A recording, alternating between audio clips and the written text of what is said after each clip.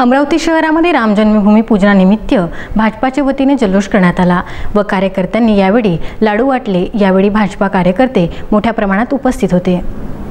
500 वर्षापासून संघर्षात असलेले अयोध्येतील श्रीराम मंदिर बांधण्यास सर्वोच्च न्यायालयाने हिरवी झेंडी दिली। यामध्ये संपूर्ण भारत देशात जल्लोष व्यक्त केला जात आहे। असाच जल्लोष अमरावती शहरात दिसून आला। श्रीराम सेनाचे पदाधिकारी पवन केशरवाणी आणि त्यांच्या सातखिराडी मित्रमंडळाच्या वतीने परिसरात 5100 दिवे नागरिकांना वाटप करण्यात आले।